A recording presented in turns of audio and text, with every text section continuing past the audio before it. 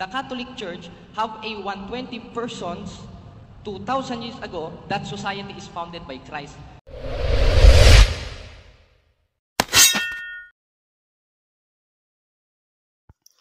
Magandang araw po mga kaibigan, welcome back to my channel. Pag-usapan po natin ito ulit yung pahayag ni Jared patungkol sa history ng Catholic Church. Meron siyang babanggiting sitas dito, pakinggan po natin para isa-isahin po natin kung papasaba ang basihan ni Jared Almazora. Umpisahan po natin. Katunayan, kahit basahin natin sa history, dahil recommended naman po ng Biblia yun, sa 8.8 ng Job, ang sabi, read the book of history and see. Okay, ilagay nga natin yung Job 8.8. Tignan natin kung ano nakasulat. Basahin po natin. For inquire, I pray thee of the former age, and prepare thyself to the search of their fathers. Sa Tagalog, sapagkat ikaw ay magsisiyasat, isinasamo ko sa iyo sa unang panahon, at pasiyahan mo ang sinaliksik ng kanilang mga magulang. So dito, iba naman yung pahayag ni Jared. Ang sinabi niya kasi, read the book of history and see. Ito, ang sinasabi dito ni Bildad, ang nagsasalita dito si Bildad, ang akala kasi ni Bildad, yung nangyayaring hindi karaniwan kay Job, alam niyo naman history ni Job, na hindi maganda yung nangyayari sa kanya. Akala ni Bildad, gumagawa ng masama si Job. Yung kasi yung naging salit-saling sabi ng mga matatanda sa kanila. Siguro may mga inscription na rin, no, na nakasulat siguro sa bato, sa mga clay tablet. Pero more on oral nung araw, panahon ng mga patriarch. Itong si Bildad at saka si Eliphaz, siya yung dalawang kaibigan ni Job. Akala nila, kaya pinaparusahan si Job kasi gumawa ng masama.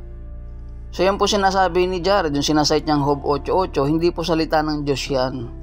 Salita ng tao yan na si Bildad. Kinagalitan nga ng Diyos yan eh. Basahin natin sa Tagalog. Sa Job 42, natin sa 7. At nangyari na pagkatapos na magsalita ng Panginoon ang mga salitang ito kay Job, sinabi ng Panginoon kay Eliphaz na tinamita, ang aking puot ay nag-alab laban sa iyo at laban sa iyong dalawang kaibigan, sapagkat hindi kayo nagsalita tungkol sa akin ng bagay na matuwid, na gaya ng ginawa ng aking lingkod na si Job. Tingnan mo kung gagamitin mo Job 8.8. Hindi siya pasado kasi ang salitang yun hindi matuwid, galing sa isang tao na mali yung pagre-represent sa Diyos. Kung itutuloy natin sa 8, basahin natin.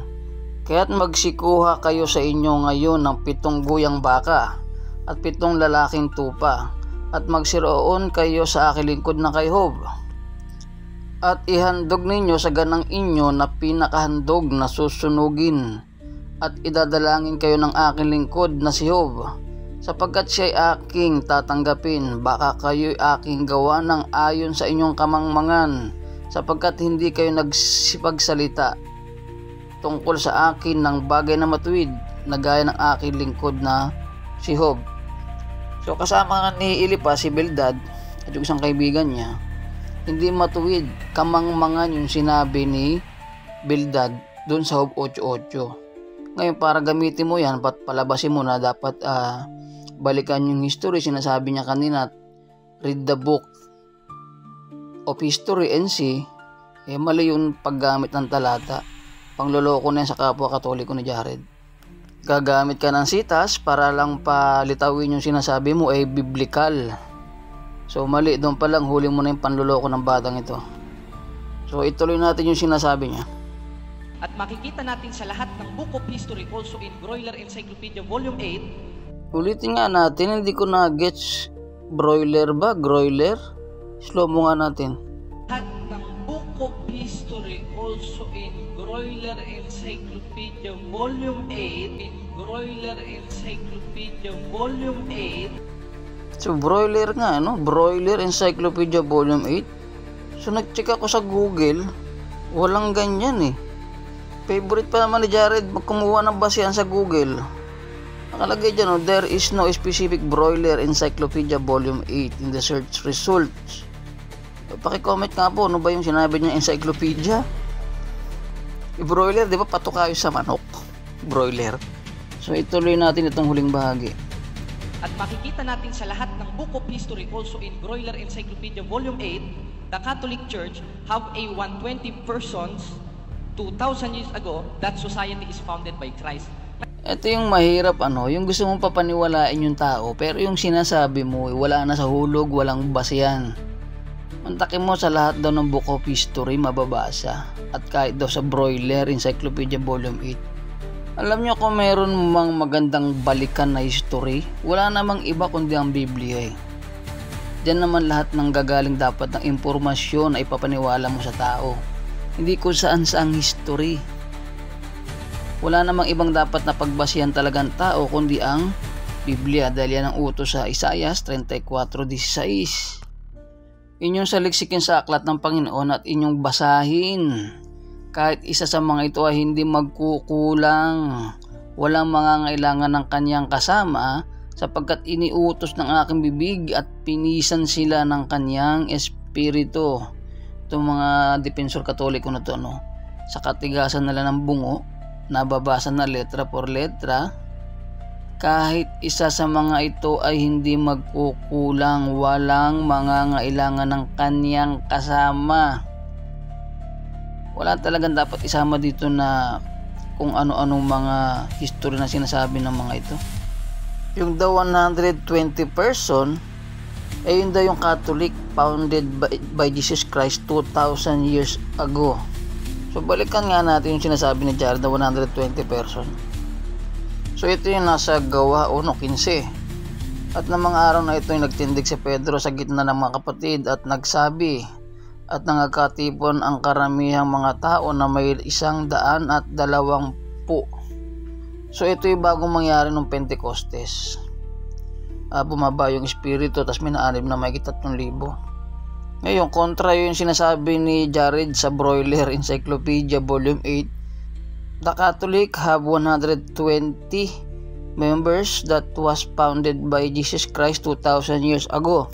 Pero kung babasahin mo yung Acts 1:15 hindi naman ganun ang sinasabi. Hindi po yung Catholic na Roman Catholic Apostolic Church.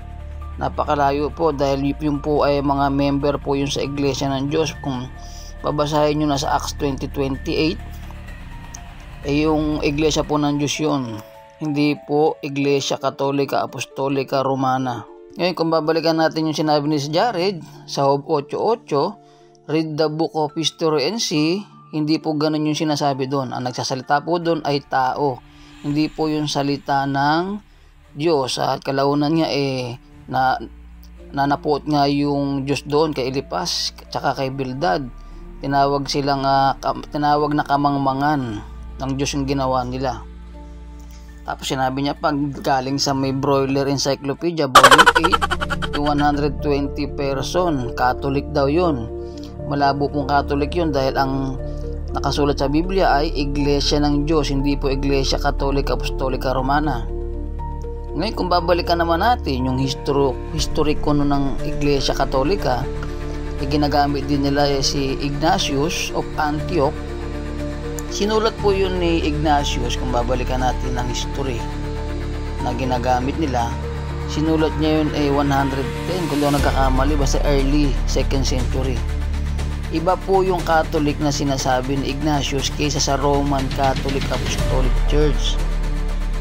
Yung Catholicos na sinasabi ni Ignatius, yun po ay lahat sila para maging universal o nagkakaisa. Ibig lang ipahiwatig ni Ignatius yung mga sinulatan niya sa iba-ibang dako na may iba't ibang paniniwala, iba-ibang kultura, tradisyon o iba-ibang lahi, dapat sila ay universal o katolikos.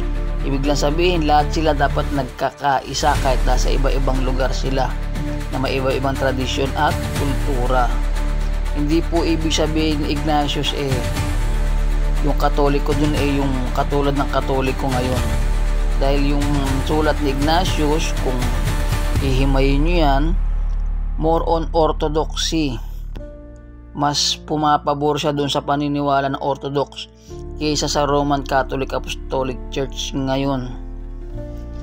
Dahil ang Roman Catholic maraming aral o doktrina na iba doon sa Katolikos na tinatawag ni Ignatius.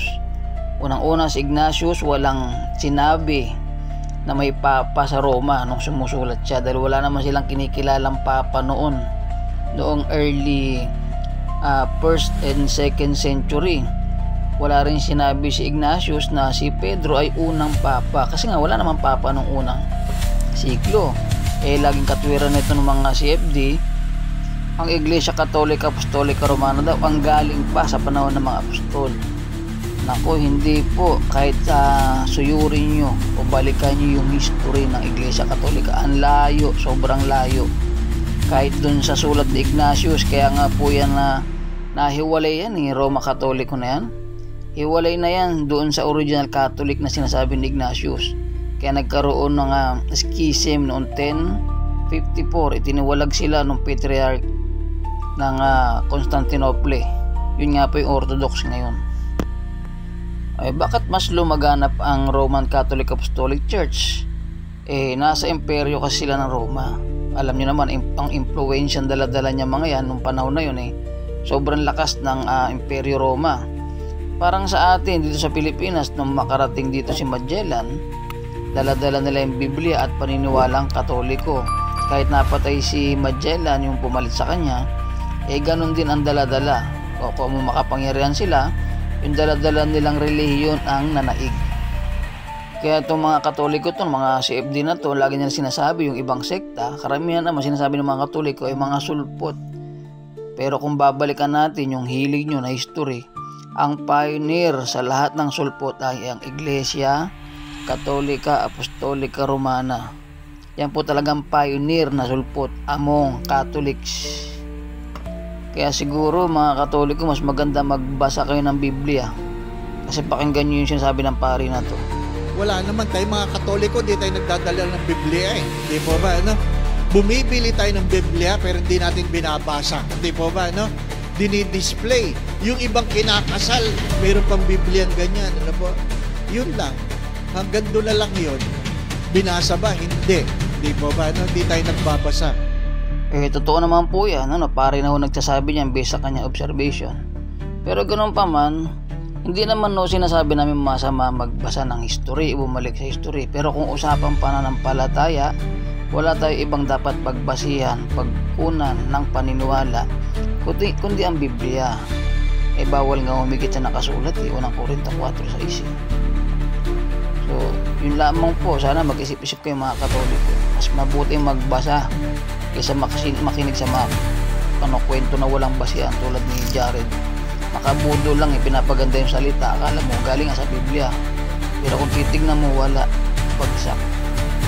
Yun lamang po. Maraming salamat po sa pakikinig. Salamat po sa Diyos.